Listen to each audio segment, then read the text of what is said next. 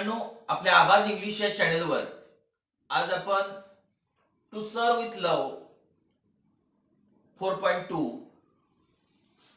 हा जो नॉव्हेल आहे याचा तिसरा पार्ट पाहणार आहे आपण. खरं म्हणजे आपण हे व्हिडिओ तयार करण्यासाठी पार्ट करतोय, तसा काय पुस्तकामध्ये पार्ट 1, पार्ट 2, पार्ट 3 असं काही नाही. आपण तिसरा ह्याचा व्हिडिओ पाहतोय. मागच्या व्हिडिओमध्ये तुम्ही बघितलं होतं की ॲलिसन आणि वेल्स ही दोन जण मुलं स्टेजवर आलेली आहेत आणि स्टेजवर येताना गॅलोज घेऊन आली, ती एक सांगाडा घेऊन, एक चौकट घेऊन आलेली आहेत आणि त्याला एक सांगाडा, एक स्केलेटन लटकवलेलं होतं आणि आपण तिथं तो पार्ट एंड केला. या पार्ट मध्ये पुढे काय होतंय बघा, पेज नंबर 183 वर असणारा जो लास्ट पॅसेज आहे इथे आपण when this arrangement had been set up, जेव्हा तिथं अरेंजमेंट केली गेली, व्यवस्था केली गेली, तो गॅलोज जो होता तो गॅलोज तिथं सेट केला, त्याला एक स्केलेटन लावलं होतं, एक मानवी सांगाडा लावला होता. ती अरेंजमेंट तिथं सेट झाली. when the arrangement had been set there was the skeleton hanging, तेव्हा तिथं ते स्केलेटन हँगिंग करत होत. तो मानवी सांगाडा लोंबकळत होता. फ्रॉम अ हुक, एका हुकाला तो सांगाडा लावला होता. फ्रॉम अ हुक स्क्रूड, तिथे एक हुक होता. In to the top of it skull, स्कलच्या टॉपला, म्हणजे ही स्कल आहे असं समजा, याच्या टॉपला एक हुक होता आणि तो स्क्रूड केला होता. असा तो स्क्रू केला होता तिथं. आणि मग अशी अरेंजमेंट झाली. ओनली रिव्हॉल्विंग, आणि हे फक्त रिव्हॉल्व होत होतं, फिरत होता सांगाडा. At the end of a cord, एक कॉर्ड होती, एक खुंटी होती आणि त्या खुंटीला हा सांगाडा लोंबकळत होता. अशी अरेंजमेंट केलेली आहे. This was somewhat in the nature of comic relief. आता स्टेजवर असा सांगाडा आणलाय, तो एका कॉर्डला, एका खुंटीला लोंबकळत ठेवलाय आणि मग स्टेजवर मानवी सांगाडा बघून मगापासून चाललेला कार्यक्रम जो होता त्यामध्ये ही एक कॉमिक रिलीफ होती. हे एक आनंदी वातावरण होतं. मुलांना जरा बरं वाटलं त्या सांगाड्याकडे बघून. And the school showed it's approval, आणि शाळेनं त्याला अप्रुव्हल दिलं. स्कूल बॉईज जे होते, मुलं मुली होते, त्यांनी प्रतिसाद दिलाय, अप्रुव्हल दिले, म्हणजे बाय लाफिंग अप्रोरियसली. अगदी अप्रोरियसली म्हणजे खूप मोठ्यानं, जोरदारपणे सगळे हसायला लागलेत, कारण सांगाडा इथं होता, मानवी सांगाडा, आणि तो गोल गोल गोल गोल फिरत होता. बट लेव्हिटी सून इव्हॅपरेटेड. पण जे आनंदी वातावरण होतं, जी लेव्हिटी होती ती इव्हॅपरेट झाली. आता ऍक्च्युली इव्हॅपरेट होणे म्हणजे बाष्पीभवन होणे, पण इथं काय म्हणा, ते वातावरण उडून गेलं, आनंदी वातावरण. कधी? When Firman began to speak, जेव्हा फर्मन बोलायला लागला तेव्हा ते वातावरण निघून गेलं. वातावरणात गंभीरपणा आला, आनंदी वातावरण गेलं. हिज व्हॉइस वॉज क्लिअर, फर्मनचा आवाज एकदम स्पष्ट होता. अँड प्रिसाइज, आणि एकदम अचूक आवाज होता, प्रिसाइज होता. And he had a strong sense of the democratic.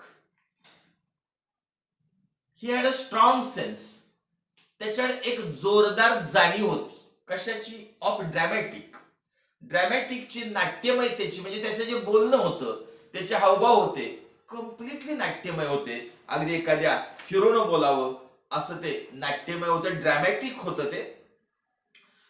Calmly he told them, शांतपणे तो त्यांना म्हणतोय, that it was a female skeleton. त्यानं सांगितलं की हे जे स्केलेटन आहे, हा जो सांगाडा आहे, हा फिमेलच आहे, स्त्रीच आहे. दॅट वॉज अ फॅक्ट, आणि ही वस्तुस्थिती आहे.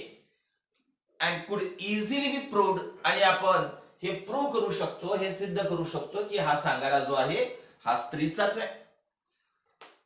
बट ही कुड नॉट से, पण तो सांगू शकत नव्हता विथ एनी ॲश्युरन्स, कुठलीही त्याला ॲश्युरन्स नव्हती, कुठलीही खात्रीपूर्वक तो सांगू शकत नव्हता whether she had been Chinese or French or German or Greek. ती चायनीज आहे, फ्रेंच आहे, ग्रीक आहे की जर्मन देशात आली, तो नक्की सांगू शकत नव्हता. हे नक्की सांगता येत होते की तो स्त्रीच आहे. नॉर कुड ही से, तो हेही सांगू शकत नव्हता if she had been brown or white or mixture of both. ती ब्राऊन आहे, कृष्णवर्णीय आहे, व्हाईट आहे, श्वेतवर्णीय आहे का, श्वेत आणि कृष्णवर्णीयाचं मिश्रण, दोन जमातीतून जन्माला आलेले आहे, हे तो सांगू शकत नव्हता. And from that he said, आणि तो म्हणतोय अँड फ्रॉम दॅट, आणि यावरून the class had concluded that, क्लासनं कन्क्लुजनवर आणलं, त्यानं क्लास अशा निष्कर्षावर आला that basically all people were the same. सगळ्या क्लासला त्यानं मान्य करायला लावलं की सगळी लोक जगातली एकसारखी असतात. हा स्त्रीचा सांगाडा म्हणजे दोनच जाती आहेत, स्त्री आणि पुरुष. सांगाड्यावरून आपण काही सांगू शकत नाही. सांगाडा हा सगळ्यांचा सेमच असतो, सगळी लोक एकच असतात. मग कुठलाही देश असो, कुठलेही राज्य असो, कुठलेही गाव असो. The trimming might be different, हा त्यांचं ट्रिमिंग, केशभूषा म्हणूया आपण, वेशभूषा म्हणूया, हे डिफरंट असेल. But the foundation all laid, पण ह्या सगळ्यांचं जे फाउंडेशन आहे, सगळ्यांची जी हाडांची रचना आहे, ही ह्या सगळ्यांचं बांधणी म्हणूया आपण, शरीर बांधणी, ही all laid out according to the same blueprint. ह्या सगळ्यांची ब्लूप्रिंट सेम आहे, सगळे एकाच धर्तीवर, सेम ब्लूप्रिंटवर, सगळे एकाच पॅटर्न तयार झालेले आहेत. या पॅटर्न मध्ये देवानं काही फरक केलेला नाही. ह्यानं क्लासला सगळ्या पटवून दिलं. फर्मन वॉज वंडरफुल. खरं म्हणजे हा फर्मन मुलगा अत्यंत विलक्षण वाटत होता त्या दिवशी. He had them eating of his hand, त्यानं आपल्या हँडनं त्याला इटिंग केलं, त्याला भरवलं, त्यानं समानता दाखवली. लोकांना, त्या पुढच्या मुलांना पटवून दिलं की सगळ्यांची जी ब्ल्यूप्रिंट आहे, सगळ्यांचा जो सांगाड आहे तो एकसारखाच आहे, फक्त स्त्री आणि पुरुष असाच भेद आहे. मिस डेअर्स कॉन्ट्रीब्युशन, त्याच्यानंतर फर्मनचं कॉन्ट्रीब्युशन संपलं. फर्मननं अक्षरशः स्टेज जिंकलं आणि मग मिस डेअर्स कॉन्ट्रीब्युशन आलं. पुन्हा मिस डेअर्स वर नंबर आला. Was something of an anticlimax. खरं म्हणजे जेव्हा मिस डेअर वर नंबर आला, तिला प्रेझेंटेशन करायचं होतं, तेव्हा मात्र ते थोडस अँटी क्लायमॅक्स वाटलं. कारण ह्याचा परफॉर्मन्स इतका चांगला होता फर्मनचा की त्याच्या पुढे हा फिका पडल्यासारखा वाटला. अँटी क्लायमॅक्स म्हणजे आफ्टर फर्मन्स परफॉर्मन्स म्हटले, फर्मनच्या परफॉर्मन्स नंतर जो मिस डेअरचा परफॉर्मन्स होता हा थोडासा पडल्यासारखा वाटला. And she seem to believe it, आणि she seem to realise it. तिला ते रिअलाइज झालं, तिला ते पटलं की आपला परफॉर्मन्स पडतोय. सी स्पोक, ती बोललेली आहे अबाउट द प्रॉब्लेम्स, तिनं समस्या मांडल्या. Which all humanity has to face, सगळ्याच मानवतेंना तोड द्यावंच लागतं. Has to face, must face, सगळ्याच मानवांना तोड द्याव्या लागणाऱ्या तिनं काही समस्या मांडल्या. In terms of sickness and disease, त्या रोगासंबंधित होत्या, आजारासंबंधित होत्या. सिकनेस आजार, डिसीज रोग, रोग आणि आजार यांच्या संबंधी असणाऱ्या समस्या, सर्व माणसांना भेडसावणाऱ्या समस्या तिनं मांडलेल्या आहेत. And all the advantage gained, आणि तिने ऍडव्हान्टेज मांडले, फायदे मांडले. गेन म्हणजे प्राप्त होणे. बाय इंटरचेंज ऑफ नॉलेज, नॉलेजचं इंटरचेंज केलं, ज्ञानाची देवाणघेवाण केली. ऍडवाइस, सल्ल्याची देवाणघेवाण केली. अँड असिस्टन्स, आणि मदतीची देवाणघेवाण केली. की जर एका देशानं ज्ञान, एकमेकांचा सल्ला, एकमेकांचं सहाय्य यांची जर देवाणघेवाण केली तर त्याचे काय फायदे होतात रोगाच्या संदर्भात आणि त्याचप्रमाणे आजारांच्या संदर्भात, हे तिनं मांडलेलं आहे. त्याच्यानंतर पुढच्या पॅसेजमध्ये Miss Todd reported that, Miss Dodd reported that Miss डॉडनं रिपोर्ट केलाय, आपलं अहवाल सादर केलाय. On the period of history, तिनं हिस्ट्रीच्या पिरियड विषयी अहवाल सादर केला. द क्लास हॅड स्टडी, तिचा जो क्लास हिस्ट्री स्टडी करत होता त्याविषयी तिनं रिपोर्ट दिला. द रिफॉर्मेशन इन इंग्लंड, इंग्लंडमध्ये जी रिफॉर्मेशन झाली, जे बदल झाले म्हणा, खूप मोठा बदल रिफॉर्मेशन म्हणजे, त्याच्याविषयी तिनं सांगितलं. She told of the struggles of men, तिनं मानवाच्या लढ्याविषयी सांगितलं. Struggle of men, of independent spirit, मानवाचं जे मानवी स्वातंत्र्य होतं, इंडिपेंडंट स्पिरिट, तो मानवी स्वातंत्र्यासाठी दिलेला लढा, अगेन्स्ट म्हणजे कुणाविरुद्ध लढा दिलाय? Clerical domination. क्लेरिकल डॉमिनेशन म्हणजेच धार्मिक वर्चस्व. तिथं चर्चचं वर्चस्व होतं आणि लोकांना वैचारिक स्वातंत्र्य नव्हतं. तर लोकांच्या वैचारिक स्वातंत्र्याविषयी जो लढा दिला मानवानं, त्याविषयी तिनं बोललं. ऑफ देअर एफर्ट्स, मिस डॉडनं प्रयत्न सांगितले, एफर्ट सांगितले to break from established religious tradition. ज्या प्रस्थापित असणाऱ्या, एस्टॅब्लिश्ड असणाऱ्या रिलिजियस ट्रॅडिशन होत्या, धार्मिक प्रथा परंपरा होत्या, त्या कशा ब्रेक केल्या, ते ब्रेक करण्यासाठी कसे प्रयत्न केले, कुणी प्रयत्न केले, याविषयी माहिती दिली. फ्रॉम दोज अर्ली बिगिनिंग्स, आणि मग त्या सुरुवातीच्या प्रयत्नापासून, अर्ली बिगिनिंग्स पासून ग्रॅज्युअली ग्रीव, हळूहळू वाढायला लागलं. द आयडिया ऑफ टॉलरन्स, सहिष्णुतेची भावना वाढायला लागलेली आहे. फ्रॉम द बिलीफ्स, ज्या श्रद्धा आहेत, अँड कल्चर्स, आणि संस्कृती आहेत, ऑफ ऑदर्स म्हटले. अगदी मग त्या प्रयत्नातूनच पुढं ऑदर्सची कल्चर, ऑदरच्या ट्रॅडिशन, त्यांच्या प्रथा परंपरा, ऑदर्स म्हणजे इतर धर्माचे जे बिलीफ्स आहेत, इतर धर्माच्या ज्या श्रद्धा आहेत, त्याच्याविषयी टॉलरन्सची भावना कशी वाढीस निघाली, सहिष्णुतेची भावना कशी वाढली, याविषयी ती बोलली.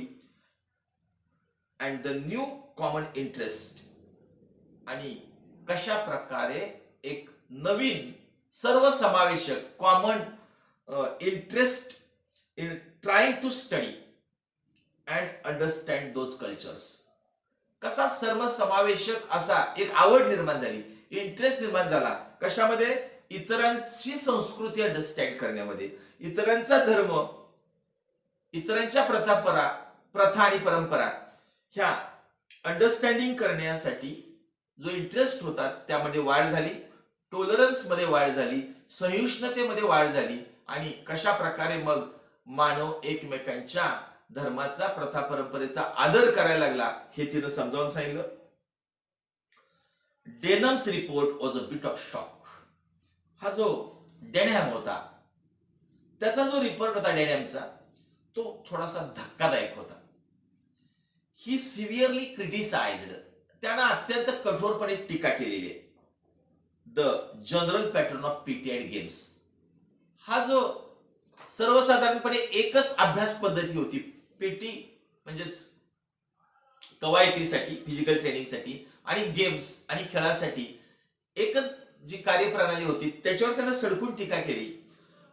एम्फसाइजिंग, आणि त्यानं जोर दिला, the serious limitation of space, खूप लिमिटेशन आहे, खूप मर्यादा आहेत, ऑफ स्पेस ऑप्टेनिंग, संधी प्राप्त होत असताना. स्पेस म्हणजे इथं संधी म्हणा, जी संधी मिळते, ऑप्टेन होणे म्हणजे मिळते, ही खूप कमी संधी मिळते, अशा प्रकारे त्यानं तिथं मत मांडले. And the effects of that limitation, आणि ह्या ज्या लिमिटेशन आहेत खेळावर, कवायतींवर, त्याचा परिणाम होतोय ऑन देअर गेम्स ऍक्टिव्हिटीज. जेव्हा गेम्स ऍक्टिव्हिटी राबवल्या जातात, खेळाच्या ऍक्टिव्हिटी राबवल्या जातात, जेव्हा खेळ वेगवेगळे खेळले जातात, तेव्हा संधी कमी असल्यामुळं खेळांवर खूप परिणाम होतो, हे त्यानं मत मांडलं. ही कंप्लेन दॅट त्याने तक्रार केली रॅडमनं दॅट द पीटी वॉज इनकन्सिव्ड. खरं म्हणजे फिजिकल ट्रेनिंग जे आहे हे इनकन्सिव्ड आहे, हे अंडरस्टँडच होत नाही म्हटलं मला, अडकलनीय आहे अँड पॉइंटलेस आणि आधारहीन आहे. हे फिजिकल ट्रेनिंग हे पुरं आधारहीन आहे, त्याला काही अर्थच नाही म्हणतो, तथ्यहीन आहे. And the routine monotonous. आणि ह्या पीटीची फिजिकल ट्रेनिंगचे रुटीन जे आहे हे कामकाज आहे हे एकदम मोनोटोनस आहे, हे सगळं रटाळ आहे, कंठाळवाण आहे. He could see no advantage in doing it. त्याला कुठलाही ऍडव्हान्टेज दिसत नाही. हे जे कवायत घेताय तुम्ही आठवड्यातनं एकदा, याचा काही फायदा होत नाही असं त्यानं मत मांडलं. Jolly good game. हलके फुलके जॉली असणारे, आनंददायक असणारे छोटे मोठे खेळ आहेत, वॉज फार बेटर. हे खूप चांगले.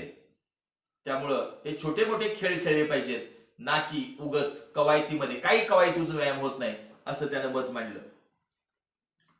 अपॅरेंटली उघडपणे दिसत होतं. अपॅरेंटली म्हणजे ही वॉज व्हॉइसिंग. तो आवाज बनत होता. कुणाचा? The opinions of all the boys. All the boys जे होते, पुढे जी सगळी मुलं होती, त्यांचंच मत हा मांडत होता, त्यांचीच ओपिनियन्स हा मांडत होता. For they cheered him loudly. कारण ती मुलं जी होती पुढची, ती चिअर्ड करत होती, ती त्याला जोरदार प्रतिसाद देत होती, मोठ्यानं टाळ्या वाजवत होती म्हणा, चिअरिंग करत होती, त्याला जोरदार पाठिंबा देत होती. when the reports were over. जेव्हा सगळ्यांचे रिपोर्ट संपले, सगळ्यांनी आपल्या आपल्या विषयाचे अहवाल वाचून दाखवले, डेनहॅम कॉल्ड 2 children at random. डेनहॅमनं 2 मुलांना, खाली जी मुलं बसली होती त्यांना एतूट असं रॅन्डमली बोलवलं. फ्रॉम द ऑडियन्स मधनं त्यानं कुठल्या तरी 2 मुलांना त्यानं बोलवलं. And asked them. आणि त्यांना सांगितलं to write the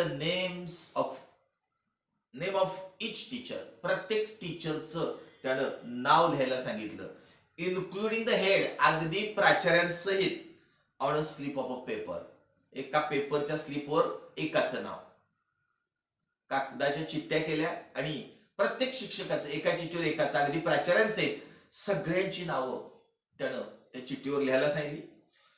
These slips, next passage मध्ये, these slips were folded. त्यांच्या चिठ्ठ्यांच्या या घड्या घातल्या and placed in a hat. आणि त्या एका हॅट मध्ये, मोठी हॅट होती, टोपी होती, त्यात ठेवल्या.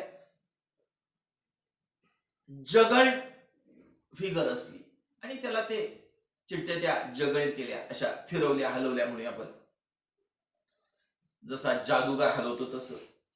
And then withdrawn 1 by 1. आणि मग एका पाठोपाठ एक अशा 3 चिठ्ठ्या त्यातून विथड्रॉन केल्या, काढलेल्या आहेत. The names were called. आणि कुठल्या 3 शिक्षकांचे त्यातून नंबर आले? मिस्टर वेस्टन एक शिक्षक, दुसरा मिसेस डेलिव्हॅन, तिसरा मिस फिलिप्स. 3 कुमारी फिलिप्स, श्रीमती डेनिव्हॅन आणि मिस्टर वॅटसन, श्रीयुत वॅटसन, तिघांची नावं आली.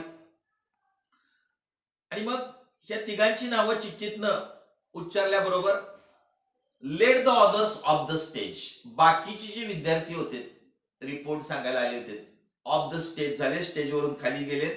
अँड द टीचर्स टूक देअर सीट्स. आणि ते 3 शिक्षक त्या सीट्सवर बसलेले. वेस्टर्न जे टीचर होते ते बिग होते, जराशे जाड होते, अँड ब्लसिली अनटायडी. आणि खरं म्हणजे ते थोडेसे ब्लशिली गबाळे होते, वेदळे होते म्हणूया, आणि अनटायडी होती. अनटायडी म्हणजे गबाळे, थोडे ते वेदळे आणि गबाळ्यासारखे होते. बिटवीन द 2 मेन, त्या 2 स्त्रिया ज्या होत्या त्यांच्या मध्ये ते बसले होते. म्हणजे मिस डेलच्या आणि मिस फिलिपच्या मध्ये त्या 2 सुंदर स्त्रिया होत्या आणि हे जरा गबाळे वाटत होते. Then the questioning begins. आणि मग प्रश्न विचारायला चालू झालं. आता ह्या तिघांना बाकीचे विद्यार्थी प्रश्न विचारणार होते. आता ह्या ज्या चिठ्ठ्या आहेत त्या रॅन्डमली 2 विद्यार्थी बोलवून त्या चिठ्ठ्या उचलल्यात. कुणालाही माहित नाही शिक्षकांना की कुणाचं नाव येणार आहे. आणि मग त्यांना प्रश्न चालू झाले. I believe I would have gone माझा विश्वास आहे, लेखक म्हणतो. I would have gone a long way to see. खरं म्हणजे माझा विश्वास आहे की लॉंग वे टू सी, माझी खूप उत्सुकता जी होती ती ताणली होती. व्हॉट फॉलोड, पुढे काय होणार. इट वॉज अन एक्सपिरियन्स, तो जो एक्सपिरियन्स होता विच आय शाल नॉट इझिली फॉरगेट, तो जो अनुभव होता तो मी सहजासहजी विसरणार नाही असा होता. द क्वेश्चन्स वेअर मोस्टली, प्रश्न जे विचारले गेलेत हे प्रामुख्यानं from the two top classes, म्हणजे 9वी आणि 10वी ह्या दोन टॉपच्या क्लासमधनच प्रश्न जास्त आले होते. प्रॉबेबली बिकॉज, कदाचित त्याचं कारण असं असेल, द यंग चिल्ड्रन, जी छोटी मुलं होती, वेअर आयदर टू टिमिड, ती एक तर जरा भित्री होती, टिमिड होती, लाजरी बुजरी होती, और टू अनइन्फॉर्म, किंवा त्यांना त्याची फारशी इन्फॉर्मेशन, 5वी 6वीला काही फारशी इन्फॉर्मेशन नव्हती की प्रश्न कसा विचारायचा आहे काय, ती नव्हती. 9वी 10वीचीच मुलं जास्त प्रश्न विचारत होती.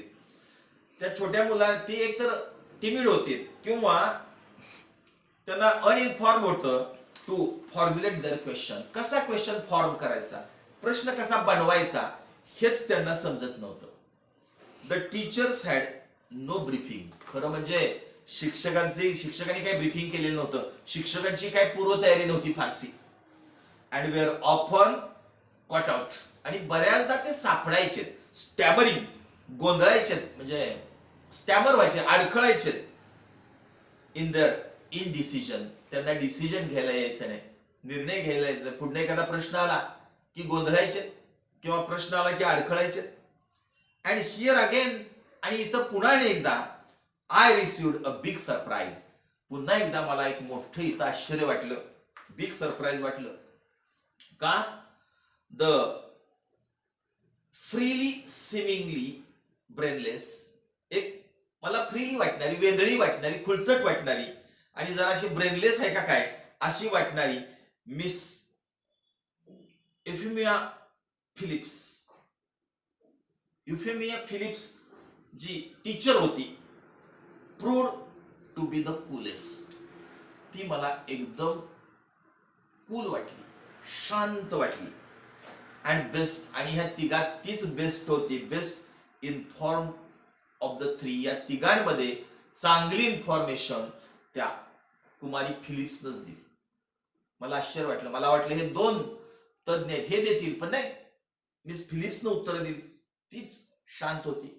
She dealt with questions to put to her. तिनं व्यवस्थित डीलिंग केलं, डीलचा तो पास्ट आहे डाल्ट. तिनं ते प्रश्न व्यवस्थित हाताळले, तिला विचारलेले, पुट टू हर विथ कॅन्डर, खूप कॅन्डर, खूप मनमोकळेपणे उत्तर दिली. अँड अथॉरिटी, आणि खूप जबाबदारीनं तिनं उत्तर दिलेले आहेत. अँड वुड ऑफन इंटरव्हेन, तिनं पुष्कळदा इंटरव्हेन केलं, हस्तक्षेप केला.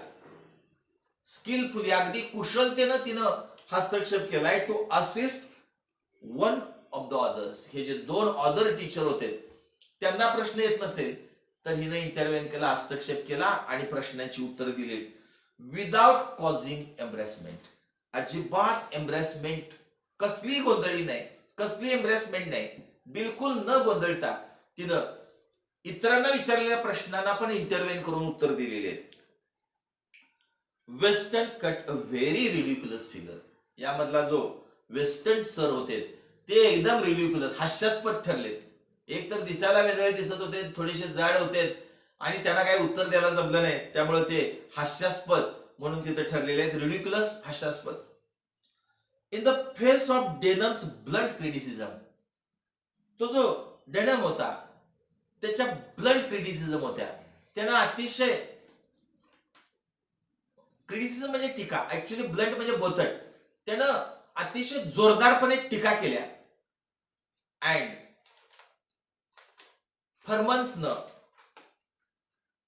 ऍड्रॉइट क्वेश्चन्स, फर्मनचे चतुर प्रश्न होते आणि डेनमच्या जोरदार टीका होत्या, त्यामुळं he found himself completely nonplussed. Watson जे टीचर होते त्यांना असं आढळलं स्वतःला, he found himself completely nonplussed, complete nonplussed झाले, पूर्णपणे गोंधळले होते. And try to bluster his way out, आणि त्यांनी त्यातून बाहेर पडायचा प्रयत्न केला. विथ अ शो ऑफ, नुसतं नाटक केलं, शो केला ऑफ ऑफेंडेड डिग्निटी. माझी डिग्निटी जाते, माझा अपमान होतोय असं भासवून त्यातून बाहेर पडायचा प्रयत्न केला. He could not effectively support the PT exercises. ते पीटीचे टीचर होते, प्रश्न त्यांना होते. त्यांनी फिजिकल ट्रेनिंगचे जे एक्सरसाइज घेतले जातात त्याचा काय उपयोग, कशासाठी ते घ्यायचे, असा जो डेनमचे प्रश्न होते त्याला ते सपोर्ट करू शकले नाहीत, त्या प्रश्नाला उत्तर देऊ शकले नाहीत. For which he was partly responsible.